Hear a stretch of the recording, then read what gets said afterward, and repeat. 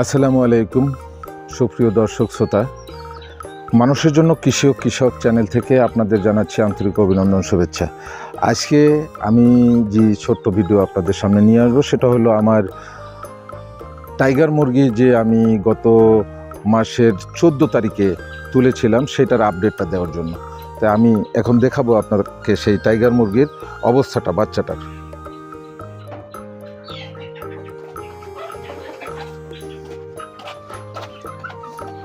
জুতা খুলে আসো।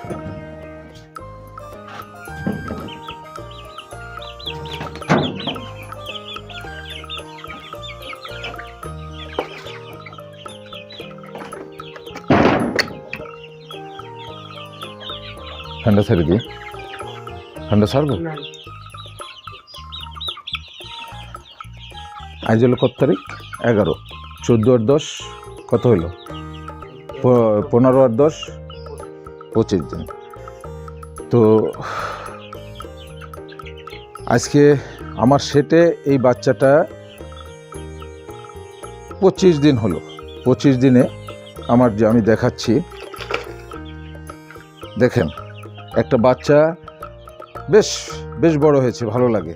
হ্যাঁ আমার, হ্যাঁ কত, হ্যাঁ হাফ কেজি। হ্যাঁ আমার ওয়াইফ বললো যে এটা হাফ কেজি, সে মেপেছে, হাফ কেজি ওয়েট অলরেডি হয়ে গেছে আজ 25 দিনে। তো 4 মাসের মাথায় এটা যেটা মুরগি হবে, সেই মুরগিটা 4 মাসের মাথায় ডিম দেওয়া শুরু করবে।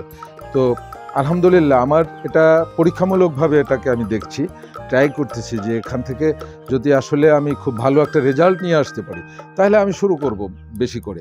তাহলে আমি এই জন্য ছোট্ট ছোট্ট জায়গা থেকে করতে বলছি, এ কারণে আপনি বড় করে করলেন সেখানে একটা মার খেয়ে গেলেন, তো অনেক অর্থনৈতিকভাবে আপনি সেখানে ধস নেমে আসতে পারে। সে কারণে আমি বলবো যে আপনারা অল্প কিছু দিয়ে শুরু করেন। আর আমার যে পরীক্ষামূলকভাবে যে আমি করছি, এরপরে এখানের এই শিক্ষা থেকে আপনি নিতে পারেন বড় স্টেপ নিতে পারেন।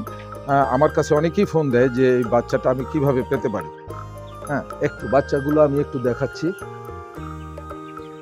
তার এই বাচ্চাগুলো একটু দেখো। হ্যাঁ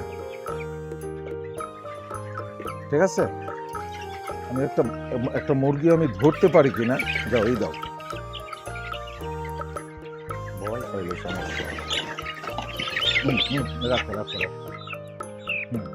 আমি যদি এটা দেখাই হাফ কেজি, এটা তো হাফ কেজির উপরে, হবে, এটা হাফ কেজির উপরে হবে।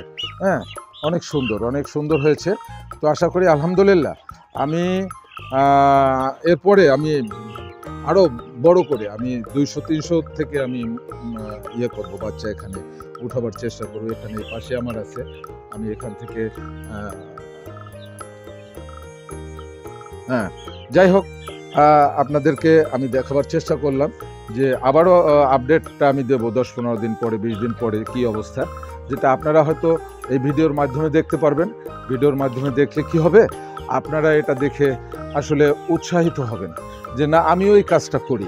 আর আমার উদ্দেশ্য সেইটা যে আপনারা উৎসাহিত হন এবং আপনারা পারিবারিকভাবে এই কাজগুলো শুরু করেন, দেখবেন আলহামদুলিল্লাহ অনেক ভালো থাকবেন। মানুষের কাছে যদি অর্থ না থাকে তাহলে আসলে ছেলে মেয়ে, সংসার, যাই যা বলেন, ডাক্তার, ওষুধ, কোনোটাই আমাদের সম্ভব হয় না, কষ্টে কাটাতে হয়। তাহলে আমরা যদি পারিবারিকভাবে ছোট ছোট জায়গা থেকে যদি আমরা অর্থনৈতিকভাবে কিছু নিয়ে আসতে পারি, কিছু টাকা ইনকাম করতে পারি, তাহলে আমার পরিবারকে নিয়ে সবাইকে নিয়ে ভালো থাকবো। ঠিক আছে, সবাই ভালো থাকেন, সুস্থ থাকেন, এই দোয়া প্রত্যাশা রেখে আমি বিদায় নেব। বিদায় নেওয়ার আগে একটা কথা বলতে চাই, যদি ভালো লাগে তাহলে এটা সাবস্ক্রাইব করবেন, লাইক দিবেন, শেয়ার করবেন, বেশি বেশি শেয়ার করবেন, কমেন্টস করবেন, যাতে করে আমার কাজটা আরও সুন্দরভাবে আপনাদের সামনে নিয়ে আসতে পারি। আল্লাহ হাফেজ।